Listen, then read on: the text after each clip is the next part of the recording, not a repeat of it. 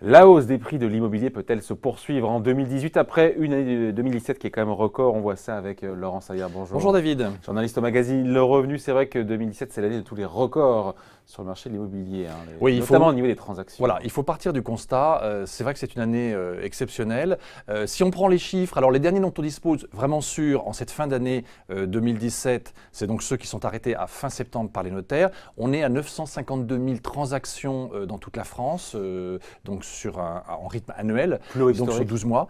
Alors c'est un plus haut historique. Comme l'année n'est pas terminée, on va peut-être s'approcher du million. La FNAIM, par exemple, pense qu'on atteindrait sur l'ensemble de l'année 2017 986 000 transactions. Les notaires ne se prononcent pas, mais disent qu'on va sans doute frôler, c'est tout à fait possible, le million de transactions. Bon, on l'avait effectivement jamais vu avant. Donc c'est une année de rattrapage, une année exceptionnelle, une année de grand retour en forme de l'immobilier. Alors, ça, c'est pour ce qui est de l'activité. On sait que cette activité, elle est soutenue notamment par des taux d'intérêt toujours attrayants, et puis aussi par un retour, disons, sur le marché, parce qu'il y a quand même eu quelques années de baisse avant.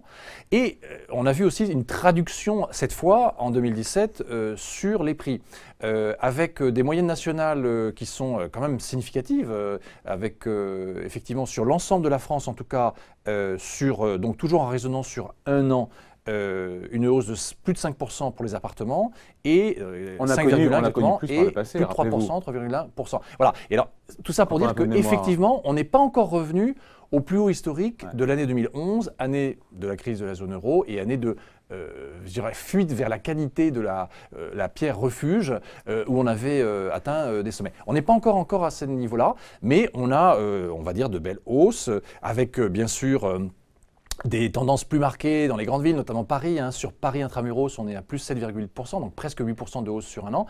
Sur l'ensemble de l'Île-de-France, on est à presque 6%, 5,8% de hausse sur un an.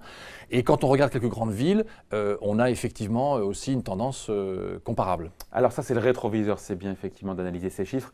Maintenant, si on se projette un petit peu, c'est la question, est-ce que la hausse des prix de l'immobilier va se poursuivre sur ce même rythme en 2018? Alors notre sentiment, c'est que, qui est d'ailleurs celui effectivement qui est partagé par, on va dire, notamment les notaires, qui sont, disons, de bons observateurs de terrain, même si malheureusement ils ne peuvent donner les informations et les chiffres qu'avec quelques mois de décalage, c'est que on ne va pas avoir de poursuite de cette envolée des ventes et des prix, mais on ne va pas avoir non plus d'effondrement. C'est-à-dire que quand on regarde les projections, alors là on a un indicateur avancé intéressant qu'ont mis en place les notaires qui s'appelle donc, qui est sur la base des avant-contrats, donc les promesses de vente notamment que l'on signe et donc qui vont devenir actes de vente 2 ou 3 mois plus tard. Et là on voit effectivement qu'en janvier, déjà, l'activité se calme et que dans certains cas, les prix peuvent soit se stabiliser, soit légèrement baisser. Alors, bien sûr, il y a toujours des exceptions. C'est-à-dire que quand on parle de Paris, Paris est une exception et au moins dans les projections de janvier, on va même franchir la barre des 9 000 € le mètre carré en moyenne. Parce que là, on est juste en dessous. On est à 9 000, un peu plus de 8 900 et on sera à 9 140 € dans disons, l'estimation faite par les notaires en janvier. Donc, et puis, on sait qu'il y a des villes comme par exemple Bordeaux où on a un rythme annuel de plus 12%. Ça va sans doute se calmer, mais Bordeaux a par exemple détrôné Nice, qui était la deuxième ville la plus chère de France. Donc plus de 12% de hausse, ça veut dire plus que Paris. Mais à partir de là, si on retire, on va dire, ces exceptions que sont les centres-villes de Paris, Bordeaux et éventuellement Nice, en fait, on va voir, si on raisonne, je dirais de façon nationale, ou même à la limite sur la petite et la grande couronne en Île-de-France, que très certainement, l'activité va sans doute un petit peu se calmer. D'ailleurs, c'est ce que disent un petit peu les remontées en fait, des agences.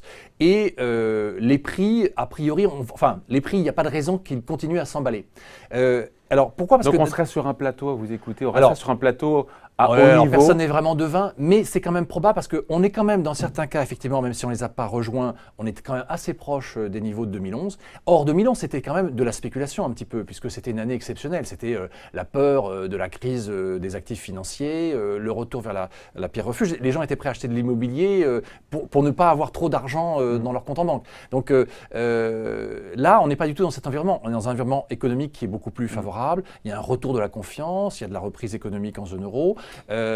Donc, en revanche, ce qu'on voit, c'est qu'il y a des effets mécaniques. C'est-à-dire que, déjà, c'est pas comme en bourse, hein, vous ne pouvez pas faire de la rotation de biens immobiliers en permanence. Une fois que vous avez acheté ou vendu, on bouge plus. vous le gardez. D'ailleurs, les notaires ont constaté que la durée de détention moyenne a eu d'ailleurs plutôt tendance à s'allonger. Hein, on est aux alentours de 10 ans à peu près. Et apparemment, on aurait pris, sur la dernière décennie, on aurait pris plutôt 2 ans. C'est-à-dire qu'on n'est pas allé dans une augmentation de la rotation. Donc, on reste plus longtemps avec son bien immobilier. Voilà. Donc là, c'est déjà un premier effet mécanique. Ensuite, effectivement, la hausse des prix a quand même tendance plutôt à calmer en général les acheteurs parce qu'ils se disent, voilà, ça devient trop cher. Et puis, on a bien sûr des micro-marchés qui vont échapper à cette règle, notamment Paris, parce que la politique de la mairie notamment est d'augmenter le parc social. Donc le parc social est passé de 11 à 18% du parc total et la mairie veut le porter à 25%. Ça veut dire que la mairie en fait crée la rareté. Donc comme elle rétrécit le parc privé, finalement mécaniquement, il y a plus de demandes que d'offres et donc ça peut maintenir la tension. Mais en dehors de ce cas-là, il y a des signaux avant-coureurs, je ne sais pas, sur les délais de vente qui montrent que justement ça va se calmer un petit peu en début d'année. Alors c'est vrai que, en tout cas sur ces critères-là, pour le moment, ils ne viennent pas en tout cas étayer totalement, je dirais, l'hypothèse de la pause tout de suite. Parce que, encore une fois, les statistiques sont tronquées un petit peu par les exceptions. Pour prendre l'anecdote, enfin l'exemple, c'est-à-dire qu'à Paris, malheureusement, j'allais dire, vous pouvez avoir des délais de vente qui peuvent être d'1 à 2 semaines encore là, au moment où nous parlons, en décembre 2017. Parce qu'il y a effectivement un effet rareté et qui fait d'ailleurs que les agents se plaignent de ne pas avoir de biens ou pas avoir de biens assez en vente parce qu'il y en a très peu. Donc, quand il y en a un qui arrive, il part assez vite parce qu'il y a plus de menteurs.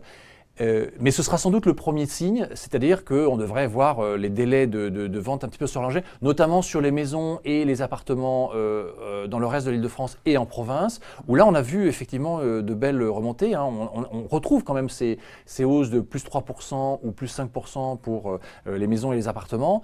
Et avec des volumes qui donc sont importants. Donc mécaniquement, on ne peut pas, en tout cas dans un pays comme la France, mécaniquement ça paraît difficile de pouvoir rester avec un niveau de transaction annuel d'1 million par an pour les raisons que j'évoquais tout à l'heure. Ça paraît peu... Donc conclusion conclusion, en fait, ça reste toujours... L'environnement est toujours favorable.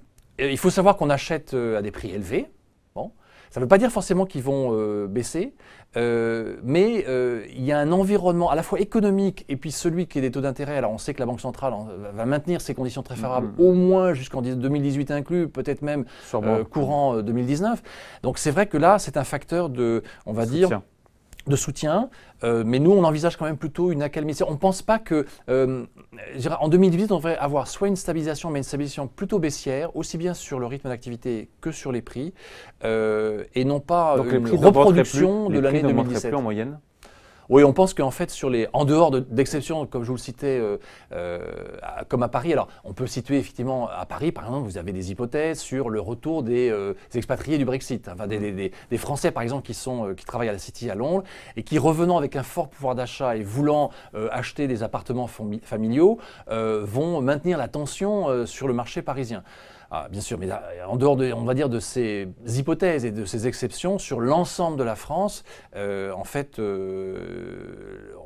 ça paraît difficile de retrouver, et là notamment en petite et moyenne couronne, on voit que les indicateurs avancés des notaires montrent déjà sur janvier, en fait, soit une pause, soit une légère baisse. Alors c'est léger, hein, donc on ne peut pas raisonner sur 1 mois ou 2, surtout en immobilier, il faut un petit peu plus de temps, mais on a atteint des niveaux qui nous paraissent quand même là effectivement élevés pour l'acheteur. Et puis après, il y a la question de la solvabilité de l'acheteur aussi. C'est problématique. Voilà, il y a des limites forcément au mouvement du marché. Il y a une inflexion en tout cas au tournant de l'année 2017, il y a une inflexion sur le marché immobilier en tout cas.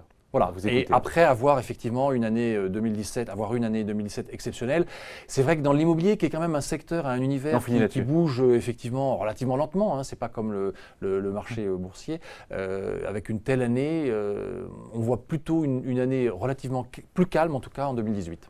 Voilà qui est clair. Merci à vous. Laurent Saillard, journaliste au magazine Le Revenu. Merci à vous. Au revoir David.